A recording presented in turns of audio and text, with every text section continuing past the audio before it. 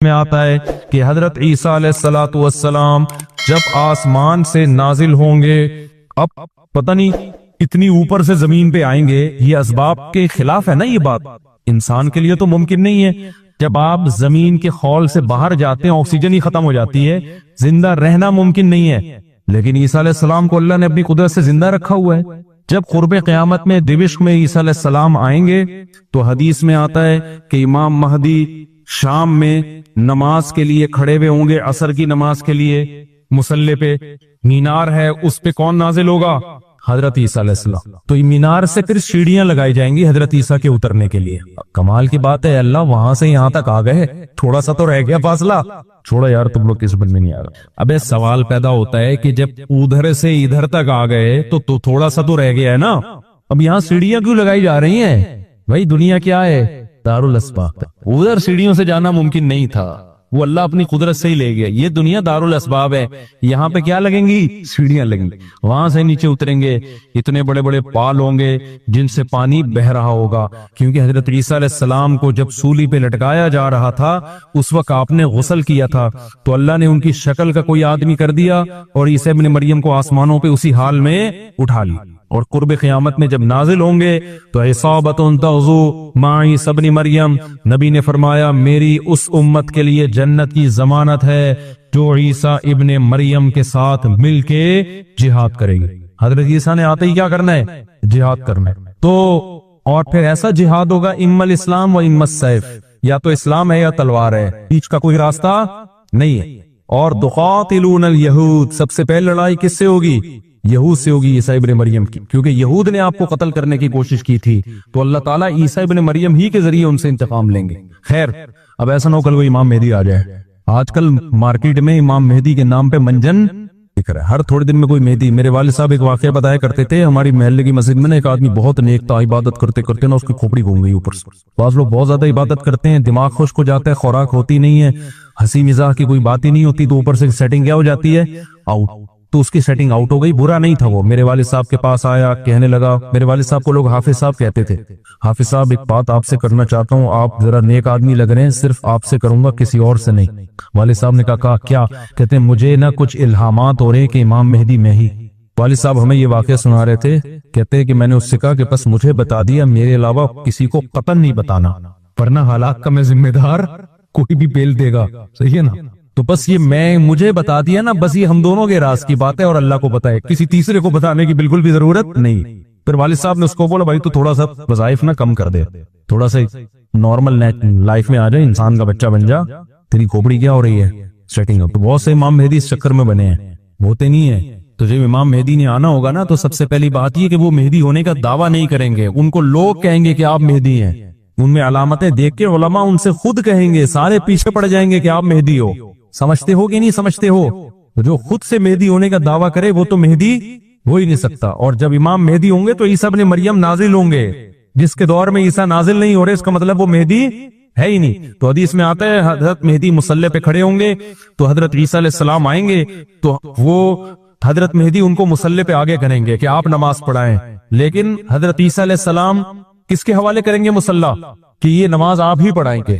کیوں؟ مجھے اللہ نے نماز پڑھانے کے لیے نہیں، مجھے کس کے لیے بھیجا ہے؟ جہاد کرنے کے لیے بھیجا ہے، میں تلوار لے کے لڑائی کروں گا، یاجوج ماجوج کو قتل کریں گے۔ اب یاجوج ماجوج کہاں ہیں اس کے بارے میں کوئی صحیح بات ہمارے علم میں نہیں ہے، ویسے بھی اگر ہمیں پتہ چل جائے کہاں ہیں تو وہ دریافت ہو جائیں گے نا، اور قرآن کہتے ہیں قرب قیامت سے پہلے وہ دریافت بولو نہیں ہو سکتے۔ تو اللہ نے چھپا دیا ہے، ان کو چھپا دیا ہے، تو چھپایا ہے اس لیے کہ پہلے نہ پتہ چلے کدھر ہے۔ کچھ لوگ کہتے ہیں یہ چائنیز ہیں، کوئی بھروسہ نہیں ہے، ویسے لگتا ہے کہ شاید ہوں، کیونکہ وہ جو ذوالقرنین نے دیوار بنائی تھی نا سیسا پلائی ہوئی اور پہاڑوں کے پیچھے دھکیل دیا تھا، اور پھر بڑی تعداد ہو گئی ان کی، حدیث سے پتہ چلتا ہے شاید وہ، لیکن بہرحال کوئی یقینی بات نہیں ہے۔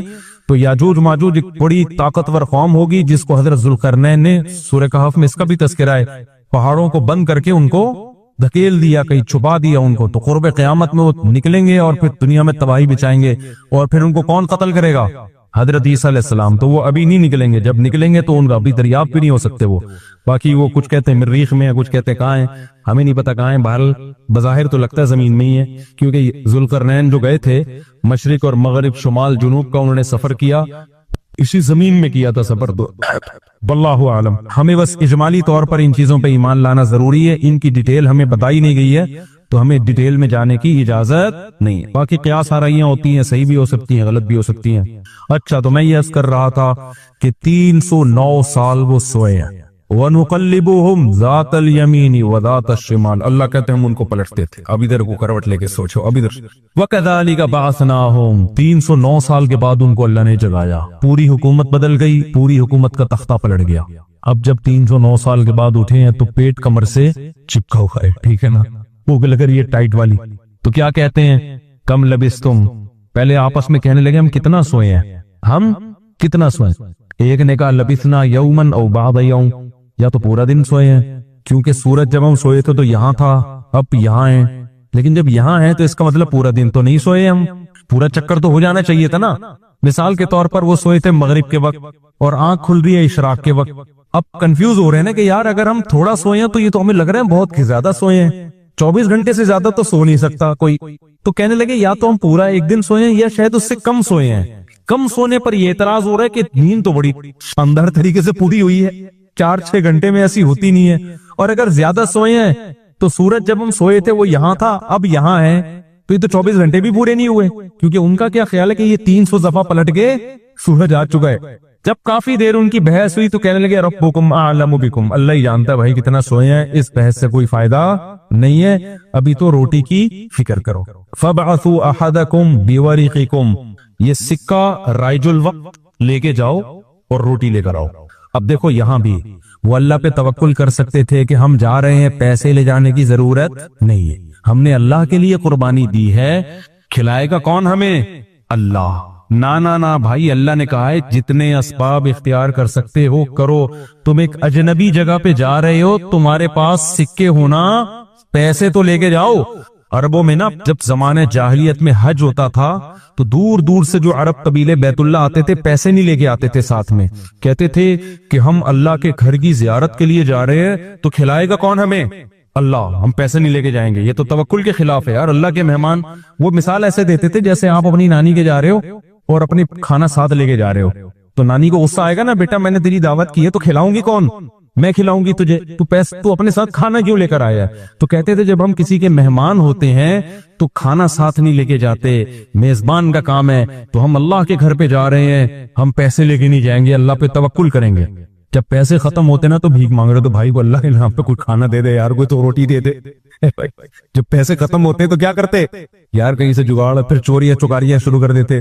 تو قرآن میں اللہ نے آیت نے نازل کی وَتَزَوَّدُوا, جب حج کے لیے جاؤ تو زاد راہ لے کے جاؤ, پیسے لے کے جاؤ. کیوں, فَإِنَّ خَيْرَ الزَّادِ التَّقْوَىٰ, سب سے بہترین زاد راہ تقوی ہے. وہ توکل جو تمہیں بھکاری بنا دے, گناہگار, کیونکہ بھکاری پن یہ تقوی کے خلاف ہے. تو پہلے تقوی کی فکر کرو کہ لوگوں کے سامنے ہاتھ نہ پھیلانے پڑے. تو ان کو بتا دیا اللہ نے صحابہ کو کہ توکل کا یہ مطلب نہیں ہے کہ دنیا میں اسباب اختیار نہ کرو, حج پہ جا رہے ہو تو پیسے لے کے جاؤ سارا. تبھی فقہا کہتے ہیں, فقہا نے دین کو خوب سمجھائے کہ حج صرف اس پہ فرض نہیں ہو جاتا کہ آنے جانے کا انتظام ہو جائے, نا, حج اس پہ فرض ہوگا آنے جانے کا انتظام بھی, راستے میں کھانے کا انتظام بھی, اور جتنے دن آپ گھر کی مارکیٹ سے شارٹ رہو گے بیوی بچوں کے کھانے کا بھی انتظام. آپ کا حج کا آ گیا بھائی, آپ نے کہا میرا جہاز کا ٹکٹ بھی ہو گیا, ہوٹل کا کرایہ بھی ہو گیا, کھانے پینے کا انتظام بھی ہو گیا, نکل گئے 40 دن کے لیے. بچے کہہ رہے ہیں ابا مارکیٹ سے کیا ہو گیا, ابا ہم کیا کھائیں یہاں پہ. تو ابا کہہ رہا ہے بیٹا میرے لیے چونکہ آنے جانے کا پراپر انتظام ہو گیا تھا تو مجھ پہ حج فرض ہو گیا ہے, کیونکہ اللہ نے کہا ہے جس میں استطاعت ہے حج فرض ہے, تو مجھ میں استطاعت حج فرض ہے.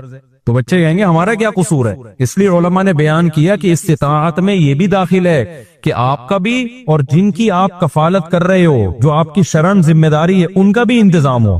سمجھتے ہو کہ نہیں سمجھتے ہو. تو انہوں نے اپنے ساتھ سکے لے کے گئے ہوئے تھے, وہ سکہ رائج الوقت. جب نکاح ہوتا ہے نا تو سکہ رائج الوقت, میں نے سکہ رائج الوقت نے آپ کا نکاح فلا, میں یہ لفظ نکال دیا ہے, میں اتنے پیسوں میں کرایا ہم نے, کیونکہ رائج الوقت ہی سکے چلیں گے نا, یہاں نکاح میں ڈالر تھوڑی دیں گے. کبھی خربوزہ خریدتے ہوئے کہا کہ سکہ رائج الوقت کے مطابق یہ خربوزہ کتنے روپے کلو ہے, جیسے وہاں سیدھے سیدھے بولتے ہو بھائی خربوزہ کتنے روپے کلو ہے, تو مہر میں بھی وہی ہے. جب پاکستان میں شادی ہو رہی ہے تو پاکستانی روپے میں ہی ہوگی, اس میں الگ سے سکہ رائج الوقت بتانے کی ضرورت نہیں لوگ کہہ رہے تو سکہ رائج الوقت کے مطابق، تو وہاں سے میری زبان پہ یہ آیا ہے۔ تو انہوں نے کہا بھائی یہ سکہ رائج الوقت ہے، اس کو لے کے جاؤ اور کھانے پینے کا انتظام کرو۔ پھر کہنے لگے دیکھو وَلْيَتَلَطَّفْ، چپکے سے جانا، وَلَا يُشْعِرَنَّ بِكُمْ أَحَدًا، کسی کو تمہارے بارے میں پتہ نہ چلے، ایسے منہ لپیٹ کے نا چھپڑ میں جانا اور روٹی لے کے چھپڑ میں واپس آ جانا۔ اس سے بھی پتہ چل رہا ہے کہ وہ اپنی حفاظت کا پورا انتظام کر رہے ہیں، پھر اللہ پہ توکل کر رہے ہیں، کتا بھی ساتھ لے کے جا رہے ہیں تاکہ اجنبی لوگوں سے ہماری حفاظت ہو، یہ بھی پورا انتظام۔ اور اس کے بعد بھی ایک بندے کو بھیج رہے ہیں بھائی لپٹ کے جانا، پتہ نہ چلے، پکڑے نہ جائیں ہم۔ اور آگے انہوں نے کیا کہا، فَلْيَنظُرْ أَيُّهَا أَزْكَىٰ طَعَامًا، دیکھنا پاکیزہ کھانا ہو، حلال کھانا لے کے آنا۔ اس سے بھی پتہ چلتا ہے کہ چونکہ غیر مسلم ریاست تھی نا، وہاں ان پر واجب تھا کہ کھانا خریدنے سے پہلے تحقیق کر لیں کہ حرام ہے یا حلال۔ اسلامی ملک میں اس تحقیق کی ضرورت نہیں ہے کیونکہ حلال ہی ہوتا ہے۔ یہاں آپ ہوٹل میں بیٹھ کے پوچھیں یہ گدھے کا گوشت ہے یا بکرے کا گوشت ہے، وہ رکھ کے ایک تھپڑ لگائے گا۔ کیوں بھائی؟ غالب یہی ہے کہ جب سامنے والا انسان ہے اور مسلمان ہے تو گوشت بھی انشاءاللہ حلال ہی ہوگا، سامنے والا گدھا نہیں ہے تو گوشت بھی گدھے کا۔ یہاں بھی گدھے کے گوشت بکے ہیں مگر ان کا ریشو کم ہے نا، عموماً تو حلال ہی ہوتا ہے۔ لیکن جب آپ غیر مسلم ریاست میں جاتے ہیں، پھر جب بھی آپ کوئی چیز خریدیں گے تو آپ پر تحقیق کرنا واجب ہے، بھائی یہ حلال ہے یا نہیں۔ میں یورپ میں جہاں بھی ہوٹل میں جاتا تھا پہلے پوچھتا تھا ابے یہ مرغی حلال ہے کہ حرام ہے، وہ کہتا تھا حلال ہے۔ کیسے پتہ چلا حلال ہے؟ ٹھپا تو سب نے لگایا ہوا ہوتا ہے حلال کا۔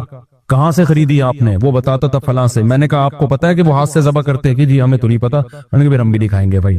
یہ غیر مسلم ریاست میں یہ تحقیق کیا ہے؟ اطمینان ہو جائے کہ ہاں جی ہاتھ کا ذبیحہ ہے، بسم اللہ اللہ پڑھ کے کہہ رہا ہے تو پھر آپ کھا سکتے ہیں، ادروائز نہیں کھا سکتے آپ۔ پھر آپ چلغوزے کھائیں، کچھ بھی کھائیں، گزارا کریں آپ، سمجھتے ہو؟ تو ان لوگوں نے بھی کیا، حالانکہ یہ کتنے شدید بھوکے تھے نا، ان کو تو چاہیے تھا بولتے یار تو جا اور جو ملے لے آپس اٹھا کے، جو ملے۔ ابھی حلال حرام کے چکر میں پڑنے کی ضرورت نہیں، بہت ہو گیا یار، بھوک دیکھ یار، ابھی تو ابھی پھر بھی جا کے حلال حرام کی تحقیق کرے گا؟ ابے جو ملے اٹھا کے لے آ، نہ حلال لے کے آنا، حرام سے اوائڈ کرنا۔ اب جب وہ بندہ آیا نا سکہ رائج الوقت لے کے، تو جب وہ اس نے سکہ دیا تو وہ دکاندار نے بولا بھائی یہ کون سے زمانے کا سکہ لایا ہے بھائی تو؟ ٹھیک ہے، یہ کرنسی تو کیا ہو گئی ہے، 300 سال پہلے یہ نوٹ ختم ہو چکے ہیں، اس پہ تو جس بادشاہ کی تصویر ہے وہ بھی بت پرست بادشاہ تھا، اس کا تو خاتمہ ہو گیا ہے۔ یہاں تو جہاد ہوا، دوسری قوموں نے حملہ کیا، پوری ریاست کیا ہو گئی ہے، ختم۔ اچھا وہ بھی دیکھ رہا تھا کہ یار یہ تو وہ شہر ہی نہیں لگ رہا، میں کوئی گوگل نے غلط تو نہیں بتا دیا کہیں مجھے، ہے بھائی؟ وہ بھی یہی سوچ رہا ہے نا جو کہ بھئی میں کہاں ہوں، یہ وہ جگہ ہی نہیں لگ رہی، تو 309 سال میں تو سب کچھ چینج ہو جائے گا نا۔ بالآخر قرآن میں چونکہ اختصار ہے، بہت شارٹ واقعات سناتا ہے۔ بالآخر کیا ہوا کہ لوگوں نے اس سے پوچھا تم کون ہو؟ اس نے پوچھا بھائی وہ کہاں ہے؟ انہوں نے کہا وہ تو 309 سال پہلے ونس اپون اے ٹائم ایک حکومت تھی، پھر یہ ہوا، پھر علامتیں دیکھی گئیں، یہ پرانے سکے نکلے۔ تو لوگوں کو، اچھا ان لوگوں کی ہسٹری بھی لوگوں کو پتا تھی کہ پرانے وقتوں میں چند نوجوانوں نے اللہ کے لیے قربانی دی تھی اور اپنے علاقے سے ہجرت کر کے چلے گئے تھے، ان کے نام یہ تھے، ان کی علامتیں یہ تھی۔ تو اس سے بھی لوگوں کو نا ہسٹری سے پتا چل گیا بھائی یہ کون لوگ ہیں، یہ وہی لوگ ہیں۔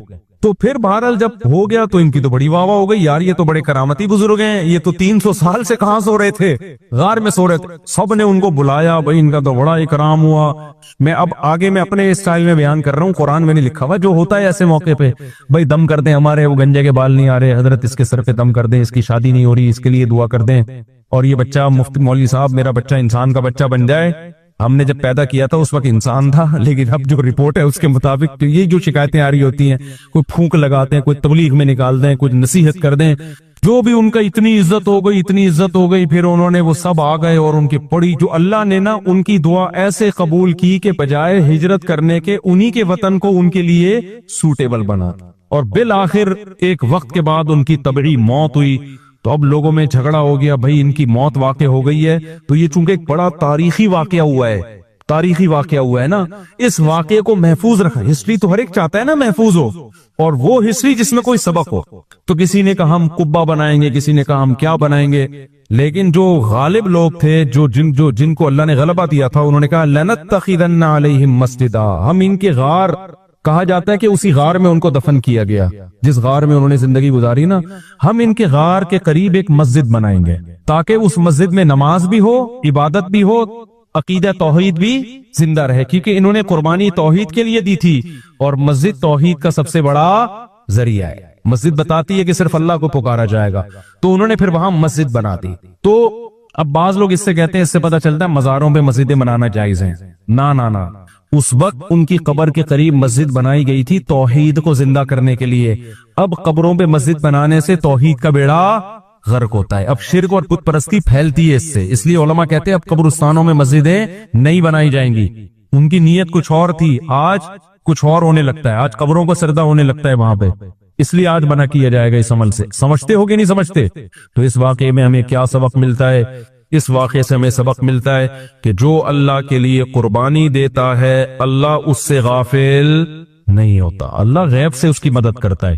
وَتَرَكْنَا بَعْضَهُمْ يَوْمَئِذٍ يَمُوجُ فِي بَعْضٍ، اور ہم ان میں سے بعض کو، یعنی جو یاجوج ماجوج ہیں ان میں سے بعض کو، یومئذ جس دن ایسا ہوگا، جس دن اللہ کا وعدہ آئے گا اور یہ دیوار ٹوٹے گی، یموج فی بعض، ہم ان کو ایسا کر دیں گے کہ یہ ایک دوسرے میں گھس رہے ہوں گے. یہ مضمون احادیث میں آیا ہے. دیکھیں قرآن میں اور احادیث صحیحہ میں جو یاجوج ماجوج اور اس دیوار کا ہمیں ملتا ہے نا، میں صرف اس کو آپ کے سامنے بیان کروں گا. باقی اس بارے میں ڈیٹیل میں آپ جائیں گے تو بہت کچھ آپ کو انٹرنیٹ پہ بھی مل جائے گا، مفسرین کی کتابوں میں بھی مل جائے گا، اور لوگوں کی اپنی اپنی تحقیقات ہیں، اپنے اپنے تبصرے ہیں. نہ میں ان تبصروں کو صحیح کہہ رہا ہوں نہ غلط کہہ رہا ہوں، کتابیں بھری ہوئی ہیں، وہ آپ جائیں پڑھیں اس کو. لیکن جتنی بات قرآن سے اور صحیح احادیث سے یاجوج ماجوج کے بارے میں ثابت ہوتی ہے، میں صرف اس کو آپ کے سامنے ابھی پیش کر رہا ہوں. پہلا عقیدہ تو یہ ثابت ہوتا ہے کہ یاجوج ماجوج ایک قوم ہے، انسان ہے، وہ کوئی انسانوں کے علاوہ کوئی الگ مخلوق نہیں ہے، لیکن ہے بڑے فسادی.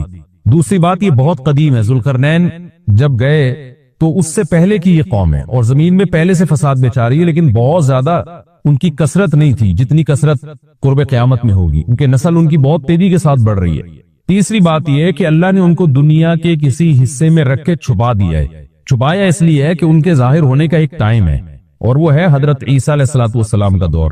حضرت عیسیٰ ابن مریم کے دور میں یاجوج ماجوج ظاہر ہوں گے. تو اسی کو آپ چوتھا پوائنٹ بھی کہہ سکتے ہیں. تیسرا پوائنٹ کیا ہو گیا کہ ان کو چھپا دیا گیا ہے. لہذا یہ جو لوگ کہتے ہیں نا یاجوج ماجوج دریافت ہو گئے فلاں جگہ ہے فلاں جگہ ہے، تو بھائی ہمیں جب ایک چیز چھپا دی گئی ہے اور ایک ٹائم بتا دیا گیا ہے کہ اس ٹائم پہ ظاہر ہوں گے، تو اس سے پہلے وہ دریافت ہو ہی نہیں سکتے. پہلے دریافت ہو گئے تو اس کا مطلب نبی صلی اللہ علیہ وسلم کی گویا پیش گوئی غلط ہو گئی. تو جو جس کا ٹائم ہے اسی ٹائم پہ وہ ظاہر ہوں گے. چوتھی بات میں نے جیسے بتائی کہ حضرت عیسیٰ علیہ السلام کے دور میں وہ ظاہر ہوں گے. پانچویں بات، صحیح حدیث سے یہ بات ثابت ہے کہ یاجوج ماجوج وہ جو دیوار بنی تھی اس کو چاٹتے رہتے ہیں، ختم کرتے ہیں. اب چاٹنا کیا جو لفظ حدیث میں ہے اس سے مراد زبان سے چاٹنا بھی ہو سکتا ہے اور یہ کنایا بھی ہو سکتا ہے کہ اس کو ختم کرنے کی کوشش میں لگے ہوئے ہیں. اور ایسے چاٹنا، جب ہم کوئی چیز چاٹتے ہیں نا تو بہت تھوڑی تھوڑی وہ ختم ہوتی ہے. تو اتنی موٹی اتنی بڑی دیوار ہے کہ وہ انہوں نے اپنی اسٹرگل اور اپنی محنت نہیں چھوڑی ہے، تو وہ دیوار کو کسی نہ کسی طریقے سے گھسائی میں اس کے لگی رہتے ہیں. تو زبان سے بھی چاٹنا ہو سکتا ہے اور کسی اور طریقے سے اس کو ختم کرنے کی کوشش بھی مراد ہو سکتی ہے. اور حدیث میں آتا ہے کہ ایک دن آئے گا وہ جب ختم ہونے والی ہوتی ہے نا تو وہ کہتے ہیں کہ ہم کل اس کو دوبارہ شروع کریں گے اور کل ہم اس کو ختم کر دیں گے. لیکن وہ اللہ تعالیٰ اپنی قدرت سے دوبارہ اس دیوار کو اتنا ہی موٹا کر دیتے ہیں جتنا ذوالقرنین نے کیا تھا. تو قرب قیامت میں جب حضرت عیسیٰ علیہ السلام کا ظہور ہوگا تو وہ یہ کہیں گے ہم انشاءاللہ اس کو کل ختم کریں گے. تو انشاءاللہ کا لفظ جب استعمال کریں گے، کیونکہ وہ قوم ہے کافر، وہ اللہ پہ اعتماد کرنا، اللہ پہ توکل کرنا یہ چیز نہیں ہے. جیسے کافر تو نہیں کہے گا نا اللہ نے چاہا تو وہ اللہ پہ یقین نہیں رکھتے. تو وہ جب اللہ کا نام لیں گے اور کہیں گے کہ اللہ نے چاہا تو ہم اس کو کل ختم کر دیں گے، تو پھر اسلام کی وجہ سے وہ دیوار ختم ہو جائے گی. اس کی مثال ایسے جیسے حدیث میں آتا ہے پچھلی قوموں میں ایک نوجوان تھا جو جادوگر کے پاس بھی جاتا تھا اور راہب کے پاس بھی جاتا تھا، جس کا سورہ بروج میں تذکرہ ہے، والسماء ذات البروج میں. تو جب وہ نوجوان پکڑا گیا، وہ مسلمان ہو گیا تھا، بادشاہ نے اس کو بھیجا تھا جادوگر کے پاس کہ جادو سیکھے، لیکن وہ راہب کے پاس جاتا، عیسائیت سیکھی اس نے اور مسلمان بن گیا. تو بادشاہ نے اس کو قتل کرنے کی حتی الامکان کوشش کی، مگر وہ قتل نہیں ہو پا رہا تھا.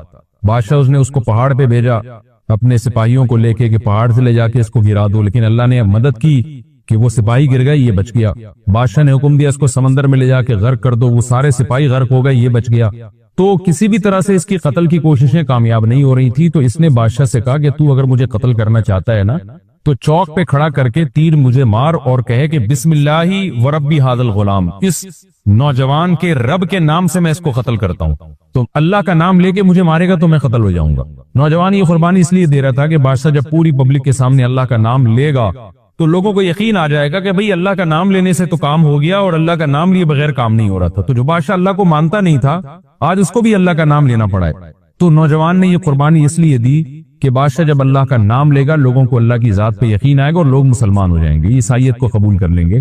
تو اس نوجوان نے یہ قربانی دی اور بادشاہ نے اللہ کا نام لے کے جب تیر مارا تو وہ نوجوان شہید ہو گیا، اور لیکن پورا ملک مسلمان ہو گیا، عیسائیت قبول کر لی۔ اور سورہ بروج میں پھر اللہ نے ان کا تبصرہ کیا، ان کا واقعہ بیان کیا ان کے بارے میں کہ کیسے بادشاہ نے خندقیں کھود کھود کے پوری قوم کو جو ہے وہ جو دین سے پیچھے نہیں ہٹے ان کو کس طرح سے آگ میں پھینک دیا ان سب کو۔ تو اس سے پتہ چلتا ہے کہ کافر بھی بعض دفعہ جب اللہ کا نام لیتا ہے نا تو اس کو دنیاوی فائدہ ہو جاتا ہے۔ تو یاجوج ماجوج بھی تنگ آ کر پھر اللہ کا نام لیں گے اور کہیں گے اللہ نے چاہا تو ہم اس دیوار کو کل ختم کر دیں گے، اور بالآخر وہ دیوار ختم ہو جائے گی۔ پھر قرآن کے الفاظ ہیں آگے کہ جب یہ دیوار ختم ہوگی وَتَرَكْنَا بَعْضَهُمْ يَوْمَئِذٍ۔ اچھا میں بتا رہا تھا کہ حدیث سے کیا پوائنٹ پتہ چلتے ہیں، تو یہ 5 پوائنٹ ہو گئے۔ چھٹا پوائنٹ یہ کہ حضرت عیسیٰ ہی کے دور میں یہ کسی وبا کے ذریعے ہلاک ہو جائیں گے۔ حضرت عیسیٰ علیہ الصلوۃ والسلام اتنے زیادہ ہوں گے کہ ان سے لڑنا ممکن نہیں ہوگا، جیسے کہ قرآن میں بھی آ رہا ہے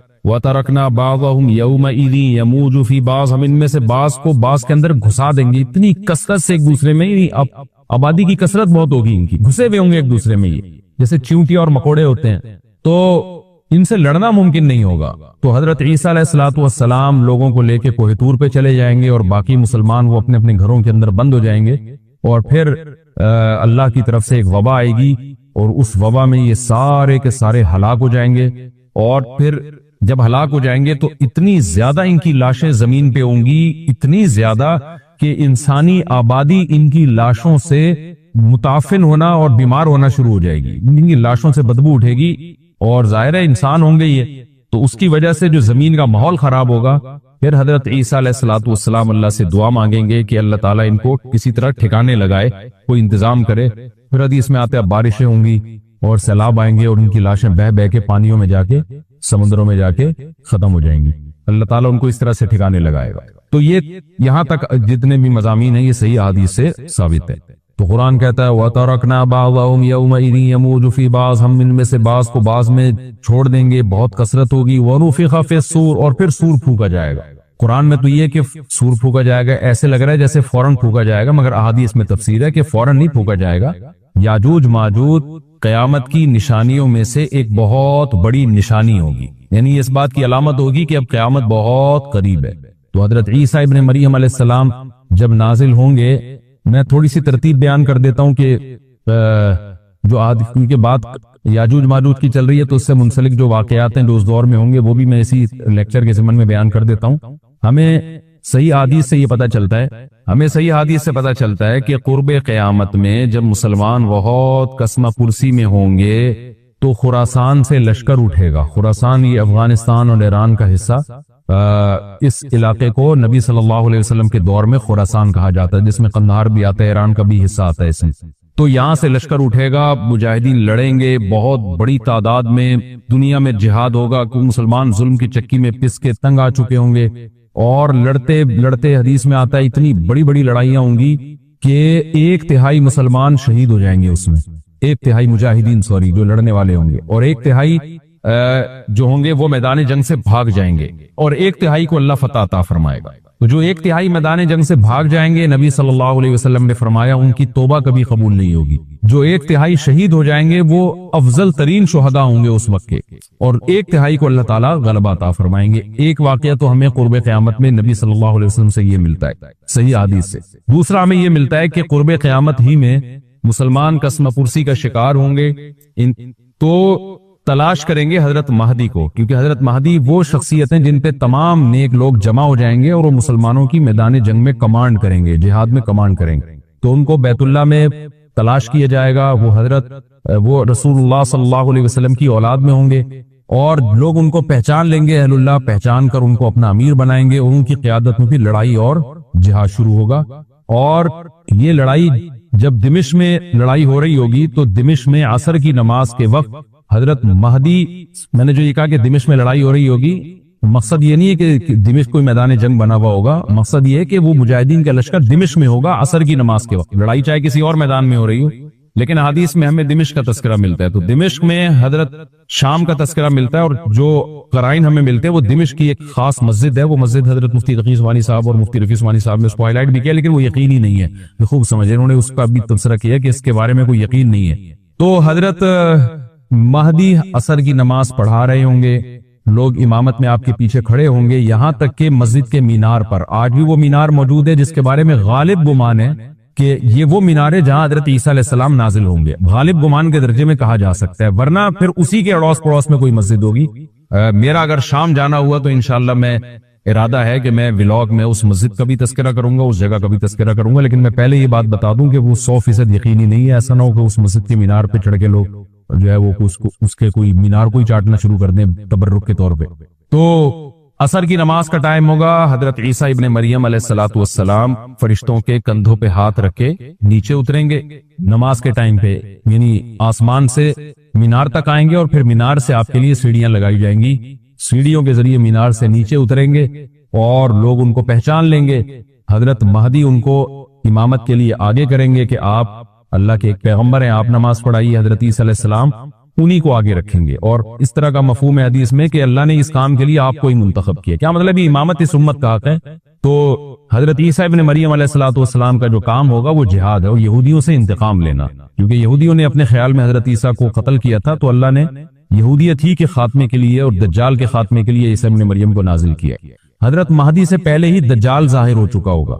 دجال کے بارے میں حدیث میں آتا ہے کہ ہر پیغمبر نے اپنی امت کو دجال کے فتنے سے ڈرایا ہے. اچھا، یہ دجال ایک ایسی شخصیت ہے جس کا یہودی انتظار ہم سے زیادہ کر رہے ہیں، کیونکہ یہودی اس کو اپنے لیے نجات دہندہ سمجھتے ہیں، جبکہ حدیث میں آتا ہے کہ دجال کانا ہوگا اور اس کا خدائی کا دعویٰ ہوگا. اس کے پاس کچھ ایسی طاقتیں ہوں گی کہ مردے کو زندہ کر دے، زندہ کو مار دے. ایک طرف اس کے باغ ہوگا، ایک طرف اس کے آگ ہوگی. جو اس پر ایمان لائے گا اس کو باغ میں داخل کرے گا، اور جو اس پر ایمان نہیں لائے گا اس کو آگ میں داخل کرے گا.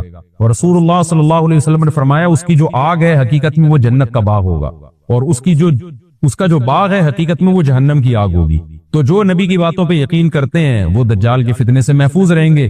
اور حدیث میں سورہ کہف کی بھی تلاوت کا حکم ہے. جمعے کے دن جو کہف کی تلاوت کرتا ہے اللہ اس کو دجال کے فتنے سے محفوظ رکھتا ہے. اب آپ دیکھیں یہ سورہ کہف میں قیامت کی علامات کا تذکرہ ہے نا، تو شاید اسی وجہ سے کیونکہ جو سورہ کہف پڑھتا رہے گا وہ یاجوج ماجوج کے واقعات بھی پڑھتا رہے گا اور اللہ کی قدرت کے واقعات بھی پڑھتا رہے گا. تو دجال کے فتنے سے اللہ اس کو اس برکت سے بچا کے رکھیں گے، فتنے سے محفوظ رکھیں گے. تو وہ ایسی طاقتیں دکھائے گا، بے وقوف لوگ اس پہ ایمان لے آئیں گے. حدیث میں آتا ہے کہ کانا کبھی بھی خدا نہیں ہو سکتا، یعنی اس کی تو ایک آنکھ ہوگی نہیں، لیکن بے وقوف لوگ اس کے یہ کچھ ظاہری کمالات دیکھیں گے. یہ نہیں دیکھیں گے کہ یہ تو شکل بھی اس کی اچھی نہیں ہے، یعنی خدا کا بس کم جمال والا ہوتا ہے نا، یہ تو ہے بھی کانا. اور اس کے بڑا بڑا کافر بھی لکھا ہوا ہوگا واضح طور پر، جس سے پتا چلے گا. لیکن احمق اور بیوقوف لوگ جیسے روحانی عامل کو کچھ شعبدے دیکھ کر ان پہ سے متاثر ہو جاتے ہیں نا، روحانی عاملوں کے شعبدے دیکھ کے، تو ایسے ہی دجال کے شعبدے دیکھ کے متاثر ہوں گے. تو بہت لوگوں کو، خلقت کو، بہت بڑی امت کو گمراہ کرے گا دجال. اہل اللہ کو اللہ تعالیٰ اس کے فتنے سے محفوظ رکھے گا. پھر حضرت عیسیٰ ابن مریم جب نازل ہوں گے تو وہ دجال کو قتل کریں گے. حدیث میں آتا ہے کہ نیزے کے ذریعے گھوڑے پہ بیٹھ کے قتل کریں گے. علماء نے اس حدیث کا دو مطلب بیان کیے ہیں کہ یا تو اس کا مطلب یہی ہے کہ واقعی گھوڑے پہ بیٹھیں گے، نیزہ استعمال کریں گے، اور زمین جو ہے وہ اتنی پہلے اس سے جنگیں ہو چکی ہوں گی کہ لوگ دوبارہ تلواروں گھوڑوں کی طرف آ جائیں گے. اس بات کا امکان ہے، ہر ملک ایٹمی طاقت بن چکا ہے. تو اگر یہ ایٹم بم سارے ملک آپس میں چلا دیں تو ہم دوبارہ گدے گھوڑوں والی زندگی پر آ جائیں گے. ٹیکنالوجی ساری تباہ برباد ہو جائے گی، انسان کی ترقی.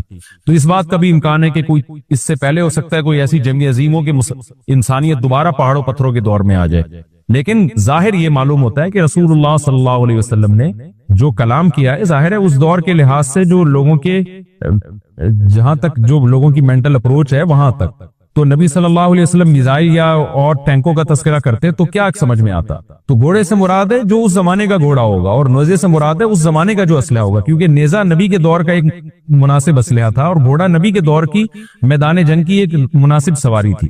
تو اس سے یہ بھی پتا چلتا ہے کہ ہو سکتا ہے عیسیٰ ابن مریم نیزے کے بجائے کلاشنکوف کا استعمال کر لیں. تو یعنی وہ نیزہ جو ہے وہ اس کلاشنکوف کی یا جو بھی اسلحہ اس وقت حضرت عیسیٰ ابن مریم استعمال کریں گے اس کی ایک تعبیر ہے، تو اس کا بھی پورا امکان ہے۔ تو ہمیں بہرحال اتنا ایمان ہمارے لیے ضروری ہے کہ دجال کو قتل کرنے والی جو ذات ہے، جو شخصیت ہے، وہ عیسیٰ ابن مریم علیہ السلام، حضرت عیسیٰ کے ذریعے اللہ تعالیٰ دجال کو قتل کریں گے، اور حضرت عیسیٰ کی قیادت میں زبردست جہاد ہوگا۔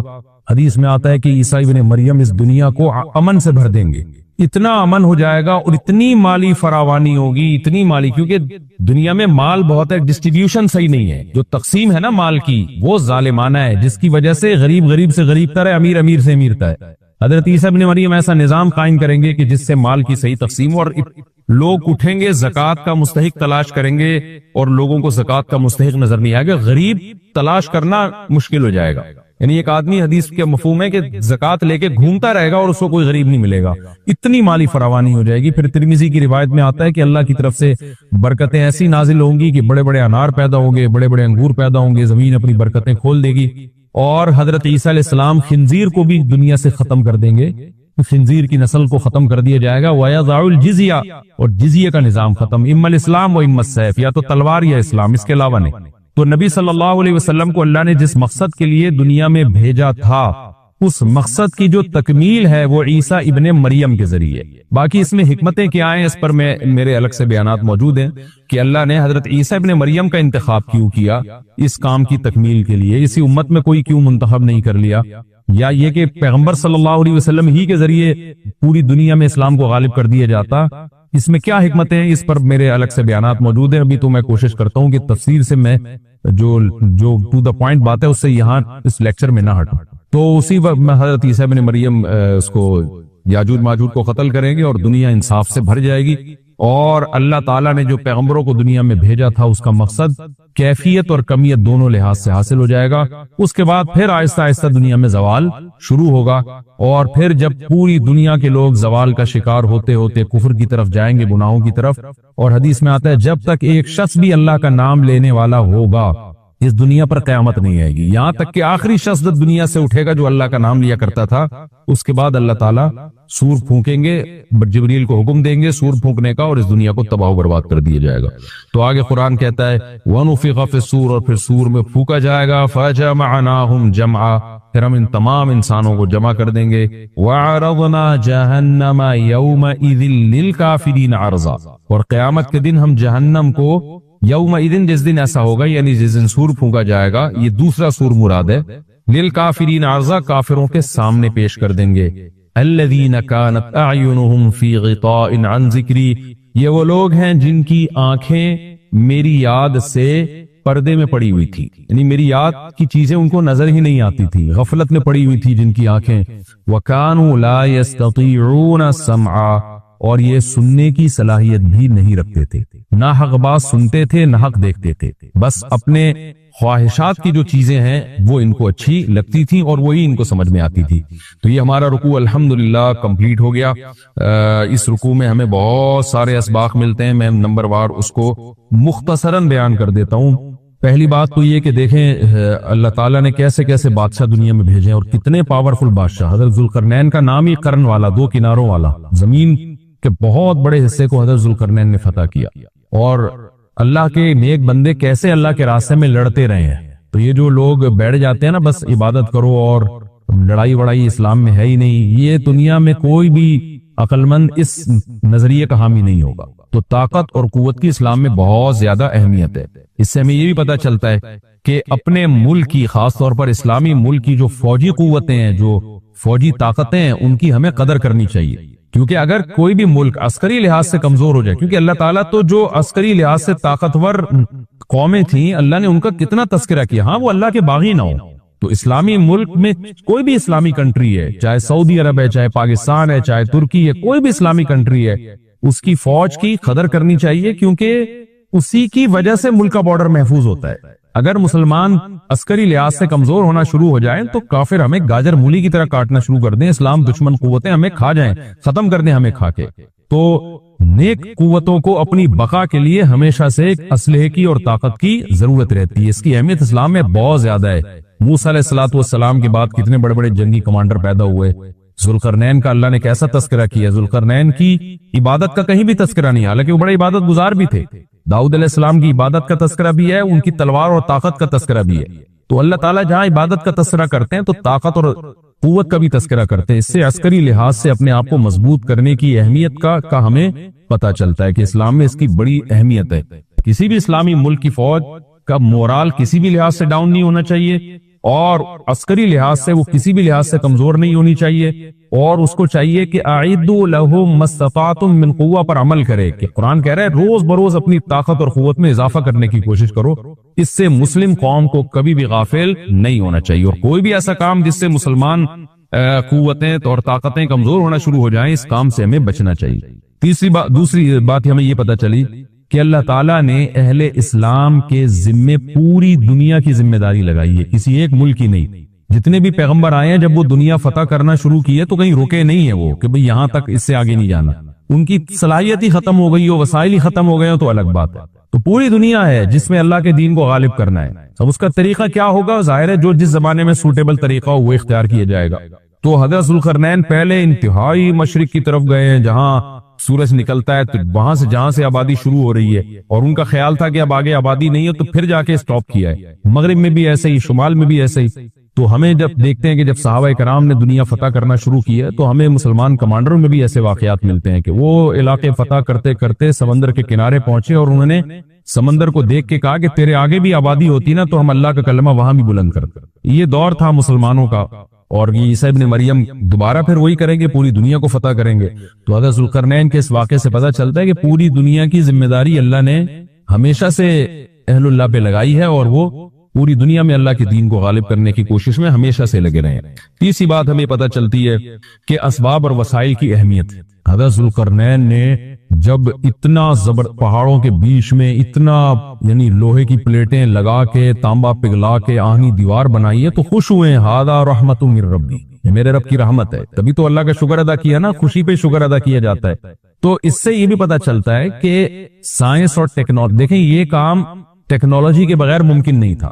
تبھی تو اس قوم نے کہا نا ذوالقرنین سے کہ ہم پیسے آپ کو دیں گے, لیکن ہمارے پاس وہ وسائل نہیں ہے, وہ ٹیکنالوجی نہیں ہے ہمارے پاس.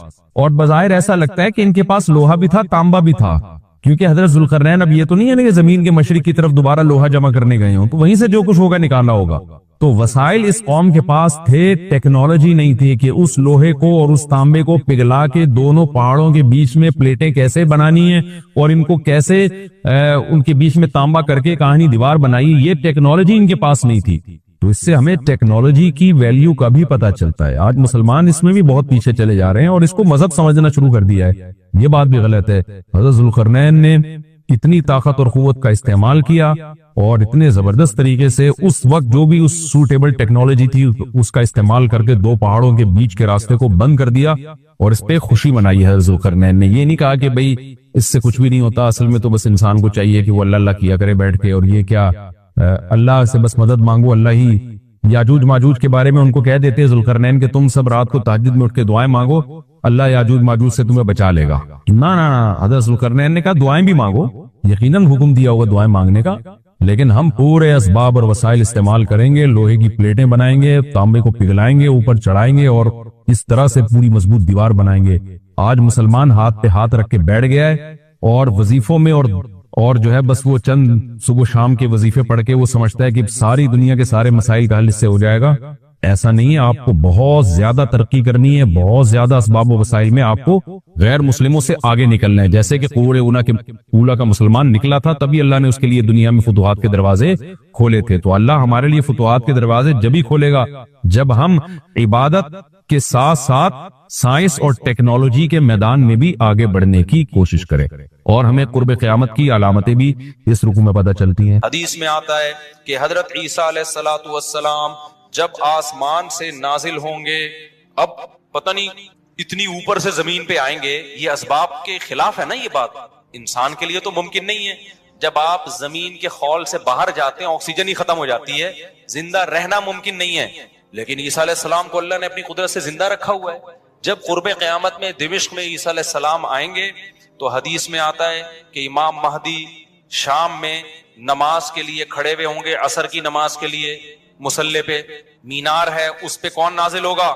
حضرت عیسیٰ علیہ السلام. تو مینار سے پھر سیڑھیاں لگائی جائیں گی حضرت عیسیٰ کے اترنے کے لیے. اب کمال کی بات ہے اللہ وہاں سے یہاں تک آ گئے, تھوڑا سا تو رہ گیا فاصلہ. چھوڑا یار تم لوگ کی سمجھ میں نہیں. ابے سوال پیدا ہوتا ہے کہ جب ادھر سے ادھر تک آ گئے تو تھوڑا سا تو رہ گیا ہے نا. اب یہاں سیڑھیاں کیوں لگائی جا رہی ہیں؟ بھائی دنیا کیا ہے؟ دارالاسباب ہے. ادھر سیڑھیوں سے جانا ممکن نہیں تھا, وہ اللہ اپنی قدرت سے ہی لے گیا. یہ دنیا دارالاسباب ہے, یہاں پہ کیا لگیں گی؟ سیڑھیاں لگیں گی. وہاں سے نیچے اتریں گے, اتنے بڑے بڑے بال ہوں گے جن سے پانی بہ رہا ہوگا, کیونکہ حضرت عیسیٰ علیہ السلام کو جب سولی پہ لٹکایا جا رہا تھا اس وقت آپ نے غسل کیا تھا, تو اللہ نے ان کی شکل کا کوئی آدمی کر دیا اور عیسیٰ ابن مریم کو آسمانوں پہ اسی حال میں اٹھا لیا. اور قرب قیامت میں جب نازل ہوں گے تو عصابۃ تغزو مع عیسیٰ ابن مریم, نبی نے فرمایا میری اس امت کے لیے جنت کی ضمانت ہے جو عیسیٰ ابن مریم کے ساتھ مل کے جہاد کرے گا. حضرت عیسیٰ نے آتے ہی کیا کرنا ہے؟ جہاد کرنا ہے. تو اور پھر ایسا جہاد ہوگا اما الاسلام و اما السیف, یا تو اسلام ہے یا تلوار ہے, بیچ کا کوئی راستہ نہیں ہے. اور تقاتلون الیہود, سب سے پہلے لڑائی کس سے ہوگی؟ یہود سے ہوگی, عیسیٰ ابن مریم کی, کیونکہ یہود نے آپ کو قتل کرنے کی کوشش کی تھی, تو اللہ تعالیٰ عیسیٰ ابن مریم ہی کے ذریعے ان سے انتقام لیں گے. خیر اب ایسا نہ ہو کل وہ امام مہدی آ جائے. آج کل مارکیٹ میں امام مہدی کے نام پہ منجن, ہر تھوڑے دن میں کوئی مہدی. میرے والد صاحب ایک واقعہ بتایا کرتے تھے, ہماری محلے کی مسجد میں نا ایک آدمی بہت نیک تھا, عبادت کرتے کرتے نا اس کی کھوپڑی گھوم گئی اوپر سے. بعض لوگ بہت زیادہ عبادت کرتے ہیں, دماغ خشک ہو جاتا ہے, خوراک ہوتی نہیں ہے, ہنسی مزاح کی کوئی بات ہی نہیں ہوتی, تو اوپر سے سیٹنگ کیا ہو جاتی ہے؟ آؤٹ. تو اس کی سیٹنگ آؤٹ ہو گئی. برا نہیں تھا وہ, میرے والد صاحب کے پاس آیا, کہنے لگا, میرے والد صاحب کو لوگ حافظ صاحب کہتے تھے, حافظ صاحب ایک بات آپ سے کرنا چاہتا ہوں, آپ ذرا نیک آدمی لگ رہے ہیں, صرف آپ سے کروں گا کسی اور سے نہیں. والد صاحب نے کہا کیا؟ کہتے ہیں مجھے نا کچھ الہامات ہو رہے ہیں کہ امام مہدی میں ہی ہوں. والد صاحب ہمیں یہ واقعہ سنا رہے تھے, کہتے ہیں کہ میں نے اس سے کہا کہ بس مجھے بتا دیا, میرے علاوہ کسی کو قطعاً نہیں بتانا, ورنہ حالات کا میں ذمہ دار, کوئی بھی پیل دے گا, صحیح ہے نا. تو بس یہ میں مجھے بتا دیا نا, بس یہ ہم دونوں کے راز کی بات ہے اور اللہ کو پتا ہے, کسی تیسرے کو بتانے کی بالکل بھی ضرورت نہیں. پھر والد صاحب نے اس کو بولا بھائی تو تھوڑا سا وظائف نہ کم کر دے, تھوڑا سا نارمل لائف میں آ جائے, انسان کا بچہ بن جا, تیری کھوپڑی کیا ہو رہی ہے سیٹنگ ہے. تو بہت سے امام مہدی اس چکر میں بنے ہیں, ہوتے نہیں ہیں. تو جب امام مہدی نے آنا ہوگا نا, تو سب سے پہلی بات یہ کہ وہ مہدی ہونے کا دعویٰ نہیں کریں گے, ان کو لوگ کہیں گے کہ آپ مہدی ہیں. ان میں علامتیں دیکھ کے علماء ان سے خود کہیں گے, سارے پیچھے پڑ جائیں گے کہ آپ مہدی ہو. سمجھتے ہو کہ نہیں سمجھتے ہو؟ جو خود سے مہدی ہونے کا دعویٰ کرے وہ تو مہدی ہو ہی نہیں سکتا. اور جب امام مہدی ہوں گے تو عیسیٰ ابن مریم نازل ہوں گے. جس کے دور میں عیسیٰ نازل نہیں ہو رہے, اس کا مطلب وہ مہدی ہے ہی نہیں. تو حدیث میں آتا ہے حضرت مہدی مصلی پہ کھڑے ہوں گے, تو حضرت عیسیٰ علیہ السلام آئیں گے, تو وہ حضرت مہدی ان کو مصلی پہ آگے کریں گے کہ آپ نماز پڑھائیں. لیکن حضرت عیسیٰ علیہ السلام کس کے حوالے کریں گے مصلی, کہ یہ نماز آپ ہی پڑھائیں گے. کیوں؟ مجھے اللہ نے نماز پڑھانے کے لیے نہیں, مجھے کس کے لیے بھیجا ہے؟ جہاد کرنے کے لیے بھیجا ہے. میں تلوار لے کے لڑائی کروں گا, یاجوج ماجوج کو قتل کریں گے. اب یاجوج ماجوج کہاں ہیں اس کے بارے میں کوئی صحیح بات ہمارے علم میں نہیں ہے. ویسے بھی اگر ہمیں پتہ چل جائے کہاں ہیں تو وہ دریافت ہو جائیں گے نا. اور قرآن کہتا ہے قرب قیامت سے پہلے وہ دریافت بولو نہیں ہو سکتے. تو اللہ نے چھپا دیا ہے, ان کو چھپا دیا ہے. تو چھپایا ہے اس لیے کہ پہلے نہ پتہ چلے کدھر ہے. کچھ لوگ کہتے ہیں یہ چائنیز ہیں, کوئی بھروسہ نہیں ہے. ویسے لگتا ہے کہ شاید ہو, کیونکہ وہ جو ذوالقرنین نے دیوار بنائی تھی نا, سیسا پلائی ہوئی, اور پہاڑوں کے پیچھے دھکیل دیا تھا, اور پھر بڑی تعداد ہو گئی ان کی, حدیث سے پتہ چلتا ہے شاید وہ, لیکن بہرحال کوئی یقینی بات نہیں ہے. تو یاجوج ماجوج ایک بڑی طاقتور قوم ہوگی جس کو حضرت ذوالقرنین نے, سورہ کہف میں اس کا بھی تذکرہ ہے, پہاڑوں کو بند کر کے ان کو دھکیل دیا, کہیں چھپا دیا ان کو. تو قرب قیامت میں وہ نکلیں گے اور پھر دنیا میں تباہی مچائیں گے. اور پھر ان کو کون قتل کرے گا؟ حضرت عیسیٰ علیہ السلام. تو وہ ابھی نہیں نکلیں گے, جب نکلیں گے تو ان کا ابھی دریافت بھی نہیں ہو سکتے وہ. باقی وہ کچھ کہتے ہیں مریخ میں ہیں, کچھ کہتے ہیں کہاں ہیں, ہمیں نہیں پتا کہاں ہیں. بہرحال بظاہر تو لگتا ہے زمین میں ہی ہے, کیونکہ ذوالقرنین جو گئے تھے مشرق اور مغرب شمال جنوب کا انہوں نے سفر کیا, اسی زمین میں کیا تھا سفر. تو واللہ اعلم. ہمیں بس اجمالی طور پر ان چیزوں پہ ایمان لانا ضروری ہے. ان کی ڈیٹیل ہمیں بتائی نہیں گئی ہے, تو ہمیں ڈیٹیل میں جانے کی اجازت نہیں. باقی قیاس آرائیاں ہوتی ہیں, صحیح بھی ہو سکتی ہیں, غلط بھی ہو سکتی ہیں. اچھا, تو میں یہ عرض کر رہا تھا کہ 309 سال وہ سوئے ہیں. وَنُقَلِّبُهُمْ ذَاتَ الْيَمِينِ وَذَاتَ الشِّمَالِ, اللہ کہتے ہیں ہم ان کو پلٹتے تھے. اب ادھر کو کروٹ لے کے سوچو, اب ادھر. وَكَذَلِكَ بَعَثْنَاهُمْ, 309 سال کے بعد ان کو اللہ نے جگایا. پوری حکومت بدل گئی, پوری حکومت کا تختہ پلٹ گیا. اب جب 309 سال کے بعد اٹھے ہیں تو پیٹ کمر سے چپکا ہوا ہے, ٹھیک ہے نا, بھوک لگ رہی ہے ٹائٹ والی. تو کیا کہتے ہیں؟ کم لبثتم. پہلے آپس میں کہنے لگے ہم کتنا سوئے ہیں, ہم کتنا سوئے. ایک نے کہا لبثنا یومن او بعض یوم, یا تو پورا دن سوئے ہیں، کیونکہ سورج جب ہم سوئے تھے تو یہاں تھا، اب یہاں ہے، لیکن جب یہاں ہیں تو اس کا مطلب پورا دن تو نہیں سوئے ہم، پورا چکر تو ہو جانا چاہیے تھا نا. مثال کے طور پر وہ سوئے تھے مغرب کے وقت اور آنکھ کھل رہی ہے اشراق کے وقت. اب کنفیوز ہو رہے ہیں نا کہ یار اگر ہم تھوڑا سوئے ہیں تو یہ تو ہمیں لگ رہا ہے بہت زیادہ سوئے ہیں، 24 گھنٹے سے زیادہ تو سو نہیں سکتا کوئی. تو کہنے لگے یا تو ہم پورا ایک دن سوئے ہیں یا شاید اس سے کم سوئے ہیں. کم سونے پر یہ اعتراض ہو رہا ہے کہ نیند تو بڑی شاندار طریقے سے پوری ہوئی ہے، 4-6 گھنٹے میں ایسی ہوتی نہیں ہے. اور اگر زیادہ سوئے ہیں تو سورج جب ہم سوئے تھے وہ یہاں تھا، اب یہاں ہے، تو یہ تو 24 گھنٹے بھی پورے نہیں ہوئے، کیونکہ ان کا کیا خیال ہے کہ یہ 300 دفعہ پلٹ کے سورج آ چکا ہے. جب کافی دیر ان کی بحث ہوئی تو کہنے لگے ربکم اعلم بکم، اللہ ہی جانتا ہے بھائی کتنا سوئے ہیں، اس بحث سے کوئی فائدہ نہیں ہے، ابھی تو روٹی کی فکر کرو. فابعثوا احدکم بورقکم، یہ سکہ رائج الوقت لے کے جاؤ اور روٹی لے کر آؤ. اب دیکھو یہاں بھی وہ اللہ پہ توکل کر سکتے تھے کہ ہم جا رہے ہیں، پیسے لے جانے کی ضرورت، ہم نے اللہ کے لیے قربانی دی ہے، کھلائے گا کون ہمیں؟ اللہ. نا بھائی، اللہ نے کہا ہے جتنے اسباب اختیار کر سکتے ہو کرو. تم ایک اجنبی جگہ پہ جا رہے ہو، تمہارے پاس سکے ہونا، پیسے تو لے کے جاؤ. عربوں میں نا جب زمانے جاہلیت میں حج ہوتا تھا تو دور دور سے جو عرب قبیلے بیت اللہ آتے تھے پیسے نہیں لے کے آتے تھے ساتھ میں، کہتے تھے کہ ہم اللہ کے گھر کی زیارت کے لیے جا رہے ہیں تو کھلائے گا کون ہمیں؟ اللہ، ہم پیسے نہیں لے کے جائیں گے. یہ تو توکل کے خلاف ہے یار. اللہ کے مہمان وہ مثال ایسے دیتے تھے جیسے آپ اپنی نانی کے جا رہے ہو اور اپنی کھانا ساتھ لے کے جا رہے ہو، تو نانی کو غصہ آئے گا نا، بیٹا میں نے تیری دعوت کی ہے تو کھلاؤں گی کون؟ میں کھلاؤں گی تجھے، تو اپنے ساتھ کھانا کیوں لے کر آیا؟ تو کہتے تھے جب ہم کسی کے مہمان ہوتے ہیں تو کھانا ساتھ نہیں لے کے جاتے، میزبان کا کام ہے، تو ہم اللہ کے گھر پہ جا رہے ہیں، ہم پیسے لے کے نہیں جائیں گے، اللہ پہ توکل کریں گے. جب پیسے ختم ہوتے نا تو بھیک مانگ رہے تو بھائی کو اللہ کے نام پہ کوئی کھانا دے دے یار، کوئی تو روٹی دے دے. جب پیسے ختم ہوتے تو کیا کرتے یار؟ کہیں سے جگاڑ، پھر چوریاں چکاریاں شروع کر دیتے. تو قرآن میں اللہ نے آیت نے نازل کی وَتَزَوَّدُوا، جب حج کے لیے جاؤ تو زاد راہ لے کے جاؤ، پیسے لے کے جاؤ. کیوں؟ فَإِنَّ خَيْرَ الزَّادِ التَّقْوَىٰ، سب سے بہترین ذات راہ تقوی ہے. وہ توکل جو تمہیں بھکاری بنا دے، گناہگار، کیونکہ بھکاری پن یہ تقوی کے خلاف ہے. تو پہلے تقوی کی فکر کرو کہ لوگوں کے سامنے ہاتھ نہ پھیلانے پڑے. تو ان کو بتا دیا اللہ نے صحابہ کو کہ توکل کا یہ مطلب نہیں ہے کہ دنیا میں اسباب اختیار نہ کرو، حج پہ جا رہے ہو تو پیسے لے کے جاؤ سارا. تبھی فقہا کہتے ہیں، فقہا نے دین کو خوب سمجھائے کہ حج صرف اس پہ فرض نہیں ہو جاتا کہ آنے جانے کا انتظام ہو جائے، نہ حج اس پہ فرض ہوگا آنے جانے کا انتظام بھی، راستے میں کھانے کا انتظام بھی، اور جتنے دن آپ گھر کی مارکیٹ سے شارٹ رہو گے بیوی بچوں کے کھانے کا بھی انتظام.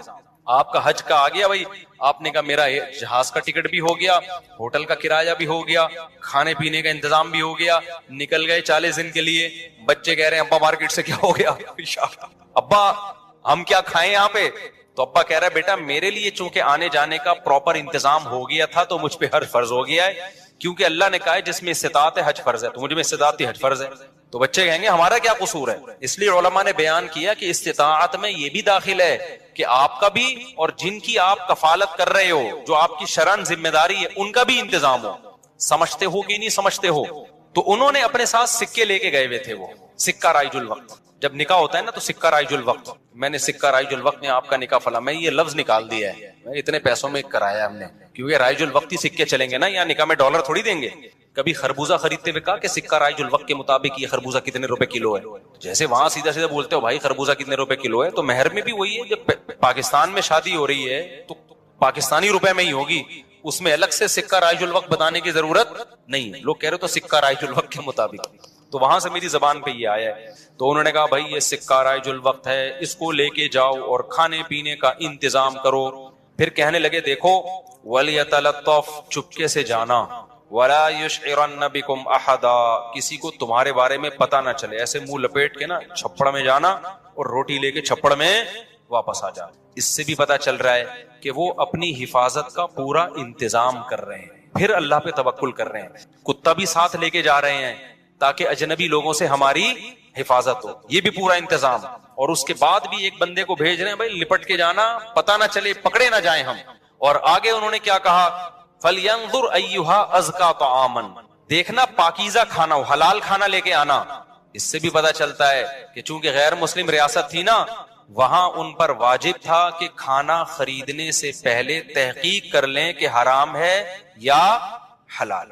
اسلامی ملک میں اس تحقیق کی ضرورت نہیں ہے کیونکہ حلال ہی ہوتا ہے. یہاں آپ ہوٹل میں بیٹھ کے پوچھیں یہ گدھے کا گوشت ہے یا بکرے کا گوشت ہے, وہ رکھ کے ایک تھپڑ لگائے گا. کیوں بھائی؟ غالب یہی ہے کہ جب سامنے والا انسان ہے اور مسلمان ہے تو گوشت بھی انشاءاللہ حلال ہی ہوگا. سامنے والا گدھا نہیں ہے تو گوشت بھی گدھے کا. یہاں بھی گدھے کے گوشت بکے ہیں مگر ان کا ریشو کم ہے نا, عموماً تو حلال ہی ہوتا ہے. لیکن جب آپ غیر مسلم ریاست میں جاتے ہیں, پھر جب بھی آپ کوئی چیز خریدیں گے تو آپ پر تحقیق کرنا واجب ہے. بھائی یہ حلال ہے یا نہیں؟ میں یورپ میں جہاں بھی ہوٹل میں جاتا تھا پہلے پوچھتا تھا ابے یہ مرغی حلال ہے کہ حرام ہے؟ وہ کہتا تھا حلال ہے. کیسے پتا چلا حلال ہے؟ ٹھپا تو سب نے لگایا ہوا ہوتا ہے حلال کا.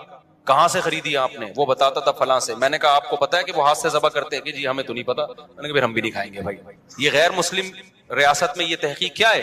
اطمینان ہو جائے کہ ہاں جی ہاتھ کا ذبیحہ ہے, بسم اللہ اللہ پڑھ کے کریں تو پھر آپ کھا سکتے ہیں, ادروائز نہیں کھا سکتے آپ. پھر آپ چلغوزے کھائیں, کچھ بھی کھائیں, گزارا کریں. آپ سمجھتے ہو؟ تو ان لوگوں نے بھی کیا, حالانکہ یہ کتنے شدید بھوکے تھے نا, ان کو تو چاہیے تھا, بولتے یار تو جا اور جو ملے لے آ بس اٹھا کے. ٹھیک ہے جو ملے. ابھی حلال حرام کے چکر میں پڑنے کی ضرورت نہیں, بہت ہو گیا یار بھوک دیکھے یار. ابھی پھر بھی آگے حلال حرام کی تحقیق کرے گا؟ ابے جو ملے اٹھا کے لے آ. نہ حلال لے کے آنا, حرام سے اوائڈ کرنا. اب جب وہ بندہ آیا نا سکہ رائج الوقت لے کے, تو جب وہ اس نے سکہ دیا تو وہ دکاندار نے بولا بھائی یہ کون سے زمانے کا سکہ لایا ہے بھائی تو؟ ٹھیک ہے نا, یہ کرنسی تو کیا ہو گئی ہے, 300 سال پہلے یہ نوٹ ختم ہو چکے ہیں. اس پہ تو جس بادشاہ کی تصویر ہے وہ بھی بت پرست بادشاہ تھا, اس کا تو خاتمہ ہو گیا ہے. یہاں تو جہاد ہوا, دوسری قوموں نے حملہ کیا, پوری ریاست کیا ہو گئی ہے, ختم. اچھا وہ بھی دیکھ رہا تھا کہ یار یہ تو وہ شہر ہی نہیں لگ رہا, میں کوئی گوگل نے غلط تو نہیں بتا دیا کہیں مجھے ہے بھائی. وہ بھی یہی سوچ رہا نا جو کہ بھئی میں کہاں ہوں, یہ وہ جگہ ہی نہیں لگ رہی. تو 309 سال میں تو سب کچھ چینج ہو جائے گا نا. بالآخر قرآن میں چونکہ اختصار ہے, بہت شارٹ واقعات سناتا ہے. بالآخر کیا ہوا کہ لوگوں نے اس سے پوچھا تم کون ہو؟ اس نے پوچھا بھائی وہ کہاں ہے؟ انہوں نے کہا وہ تو 309 سال پہلے ونس اپون اے ٹائم ایک حکومت تھی, پھر یہ ہوا, پھر علامتیں دیکھی گئی, یہ پرانے سکے نکلے. تو لوگوں کو, اچھا ان لوگوں کی ہسٹری بھی لوگوں کو پتا تھی کہ پرانے وقتوں میں چند نوجوانوں نے اللہ کے لیے قربانی دی تھی اور اپنے علاقے سے ہجرت کر کے چلے گئے تھے. ان کے نام یہ تھے, ان کی علامتیں یہ تھی. تو اس سے بھی لوگوں کو نا ہسٹری سے پتا چل گیا بھائی یہ کون لوگ ہیں, یہ وہی لوگ ہیں. تو پھر بہرحال جب ہو گیا تو ان کی تو بڑی واہ واہ ہو گئی, یار یہ تو بڑے کرامتی بزرگ ہیں, یہ تو 300 سال سے کہاں سو رہے تھے, غار میں سو رہے تھے. سب نے ان کو بلایا, بھائی ان کا تو بڑا اکرام ہوا. میں اب آگے میں اپنے اسٹائل میں بیان کر رہا ہوں, قرآن میں نہیں لکھا ہوا, جو ہوتا ہے ایسے موقع پہ. بھائی دم کر دیں, ہمارے وہ گنجے کے بال نہیں آ رہے, حضرت اس کے سر پہ دم کر دیں, اس کی شادی نہیں ہو رہی, اس کے لیے دعا کر دیں, اور یہ بچہ مولوی صاحب میرا بچہ انسان کا بچہ بن جائے. ہم نے جب پیدا کیا تھا اس وقت انسان تھا, لیکن اب جو رپورٹ ہے اس کے مطابق یہی جو شکایتیں آ رہی ہوتی ہیں, کوئی پھونک لگا دیں, کوئی تبلیغ میں نکال دیں, کوئی نصیحت کر دیں, جو بھی ان کا اتنی عزت ہو گئی, اتنی عزت ہو گئی. پھر انہوں نے وہ سب آ گئے اور ان کی بڑی, جو اللہ نے نا ان کی دعا ایسے قبول کی کہ بجائے ہجرت کرنے کے انہی کے وطن کو ان کے لیے سوٹیبل بنا. اور بالآخر ایک وقت کے بعد ان کی طبعی موت ہوئی. تو اب لوگوں میں جھگڑا ہو گیا, بھائی ان کی موت واقع ہو گئی ہے.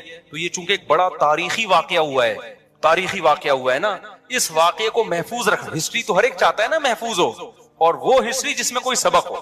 تو کسی نے کہا ہم قبہ بنائیں گے, کسی نے کہا ہم کیا بنائیں گے.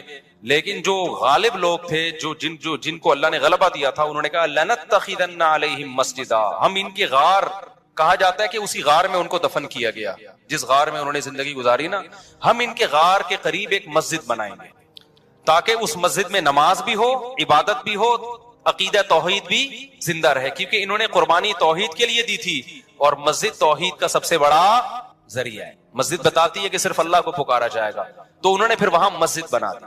تو اب بعض لوگ اس سے کہتے ہیں, اس سے پتہ چلتا ہے مزاروں پہ مسجدیں بنانا جائز ہے. نہ, اس وقت ان کی قبر کے قریب مسجد بنائی گئی تھی توحید کو زندہ کرنے کے لیے. اب قبروں پہ مسجد بنانے سے توحید کا بیڑا غرق ہوتا ہے. اب شرک اور بت پرستی پھیلتی ہے اس سے, اس لیے علماء کہتے ہیں اب قبرستانوں میں مسجدیں نہیں بنائی جائیں گی. ان کی نیت کچھ اور تھی, آج کچھ اور ہونے لگتا ہے, آج قبروں کو سردہ ہونے لگتا ہے وہاں پہ, اس لیے آج بنا کیا جائے گا اس عمل سے. سمجھتے ہو کہ نہیں سمجھتے؟ تو اس واقعے میں ہمیں کیا سبق ملتا ہے؟ اس واقعے سے ہمیں سبق ملتا ہے کہ جو اللہ کے لیے قربانی دیتا ہے اللہ اس سے غافل نہیں ہوتا, اللہ غیب سے اس کی مدد کرتا ہے. آج بھی رشیا, چائنا, وہ اسرائیل کے حق میں نہیں. عین ممکن ہے اللہ مظلوموں کی آواز سے ایسے حالات پیدا کر دے کہ اس جنگ میں براہ راست کون کود پڑے؟ سوویت یونین کود پڑے. اور اگر سوویت یونین اس جنگ میں کود پڑا جس کے پورے چانس لگ رہے ہیں، پھر یہ تیسری جنگ عظیم کی طرف معاملہ جائے گا اور اس کے ذمہ دار مسلمان ہی ہوں گے، اس کے ذمہ دار ناجائز اسرائیل ہے. اور پھر دنیا میں جو تباہی ہوگی نا، تباہی ہوگی وہ میرے اور آپ کے تصور سے بھی زیادہ ہے. کیونکہ اب تلواروں سے یا صرف ہوائی جہازوں سے جنگ نہیں ہوتی، اب سب کے پاس نیوکلیئر ہتھیار ہے، اب ایٹم بم چلیں گے. اس وقت دنیا میں دو بڑی طاقتیں ہیں جو اس وقت تیسری ورلڈ وار کی طرف دنیا کو لے کے جا رہی ہیں. آپ کو پتا ہے پہلی جنگ عظیم میں کتنے لوگ ہلاک ہوئے، دوسری جنگ عظیم میں کتنے لوگ ہلاک ہوئے، اور اب جب تیسری جنگ عظیم ہوگی تو ہلاکتوں کا جو ریشو ہوگا، میں سمجھتا ہوں آدم علیہ السلام کے زمانے سے لے کر اب تک دنیا میں جتنی ہلاکتیں ہوئی ہیں وہ ایک طرف، تیسری جنگ عظیم جو اسرائیل کی وجہ سے ہونے جا رہی ہے اس میں جو ہلاکتیں ہوں گی وہ تمام ریکارڈ توڑ دیں گی. اور اس کا ذمہ دار برطانیہ، امریکہ اور اسرائیل ہوگا، جو دنیا میں سب سے زیادہ تہذیب کے ٹھیکے دار سمجھے جاتے ہیں. اس لیے میرے سامنے یہ نہ کیا کرو گورے کے اخلاق بہت اچھے ہوتے ہیں، تھینک یو سے بات شروع کرتا ہے، تھینک یو پہ ختم کرتا ہے. یہ ان کا تھینک یو قیامت کے دن ان کو خدا کے عذاب سے نہیں بچائے گا. ہمارا وہ شخص جو گالی سے بات شروع کر کے گالی پہ ختم کرتا ہے، خدا کی قسم ان سے اچھا ہے. وہ دنیا میں وہ ظلم اور بربریت نہیں کرتا جو یہ لوگ کر رہے ہیں. بہت آج نا ایٹیٹیوڈ ان کے اخلاق، ان کی سڑکیں، ان کے روڈ. او بھائی دنیا کا خون چوس رہے ہیں یہ، اس اخلاق کا کیا کر رہے ہیں آپ نے؟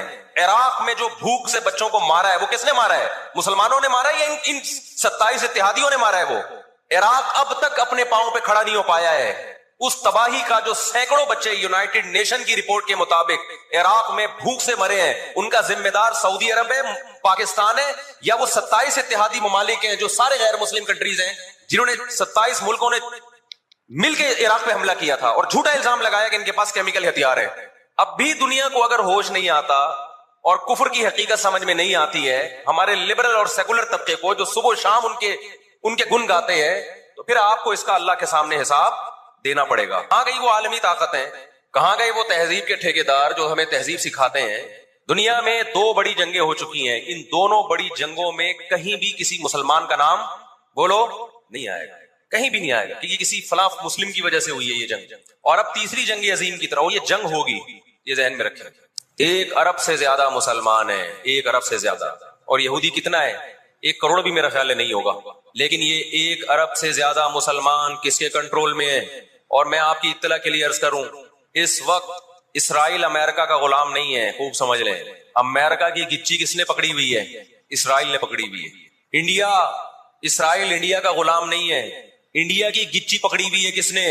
گچی سمجھتے ہو؟ گچی یہاں سے پکڑ کے نا بندہ ہل نہ سکے. چھوٹا سا ملک ہے، سازشوں کی وجہ سے، طاقت کی وجہ سے نہیں، مکاریوں اور سازشوں کی وجہ سے دنیا کو کنٹرول میں کیا ہوا ہے.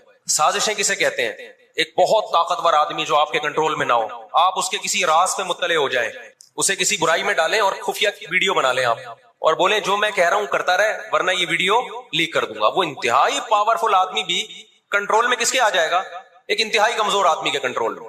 یہودیوں پر ان کی بدعمالیوں کی وجہ سے قرآن کیا کہتا ہے؟ غربت علیہم الذلہ، انہوں نے پیغمبروں کو قتل کیا، انہوں نے موسیٰ علیہ السلام کو صرف ستایا نہیں، بے انتہا ستایا. اتنے سارے معجزے دیکھنے کے باوجود انہوں نے عیسیٰ ابن مریم کو اللہ کا بیٹا کہا، عیسیٰ ابن مریم کو معاذ اللہ ولد الزنا کہا، حالانکہ ان کی اپنی کتابوں میں آج تک عیسیٰ ابن مریم کی گواہی، ان کے نبوت کے علامات موجود ہیں. جیسے انہوں نے اپنی کتابوں میں عیسیٰ ابن مریم کا تذکرہ ہونے کے باوجود ان کا انکار کیا حسد اور جیلیسی کی وجہ سے، اسی طرح انہوں نے محمد صلی اللہ علیہ وسلم کی نبوت کا انکار کیا. قرآن کہتے ہیں اس کی بیس بھی کیا تھی؟ حسد اور جیلیسی. دیکھو اللہ کا قاعدہ ہے کہ دنیا میں جو حد سے زیادہ آگے نکلنے کی کوشش کرتا ہے نا اپنی اوقات سے زیادہ، حق علی اللہ الا یرتفع شیء الا وضعہ، نبی صلی اللہ علیہ وسلم نے فرمایا اللہ نے اپنے اوپر یہ بات لازم کر لی ہے کہ جو چیز بھی حد سے آگے نکلے گی اللہ اس کو زمین پہ گرا دے گا. آج بھی آپ نے دیکھا ہوگا نا بہت سے لوگ ہر وقت میں کرتے کرتے تکبر سے دماغ خراب ہونے لگتا ہے. اللہ کی قدرت حرکت میں آتی اور اللہ ایک ہی دفعہ میں نیچے پٹکتے ہیں اس کو. نبی صلی اللہ علیہ وسلم نے فرمایا اللہ تعالیٰ کہتے ہیں الکبریاء ردائی، تکبر میری چادر ہے، جو مجھ سے اس چادر میں شرکت کی اور الجھنے کی کوشش کرے گا میں اس کو رسوا کر دوں گا. یہی 100% یہ معاملہ اللہ نے یہودیوں کے ساتھ کیا ہے. یہ لاڈلی قوم تھی, اللہ نے ان میں بہت سارے پیغمبر بھیجے, موسیٰ کلیم اللہ بھیجے جنہوں نے ان کو فرعون کے تسلط سے آزاد کرایا. اتنے سارے معجزے دیکھنے کے بعد جب ان کو حکم ہوا اللہ کی راہ میں جہاد کرو, تو انہوں نے کیا کہا؟ اذهب انت وربک فقاتلا انا ہاہنا قاعدون. اے موسیٰ تو اور تیرا رب جا کے لڑ, ہم یہیں بیٹھ کے تماشا دیکھ رہے ہیں. آپ کو پتا ہے کہ یہود کا لفظ اتنی بڑی گالی دنیا کے لیے بن گیا تھا. آج دنیا میں بہت سے لوگ کہتے ہیں یہ عرب کنٹریز کیوں نہیں کر رہے. بھائی عرب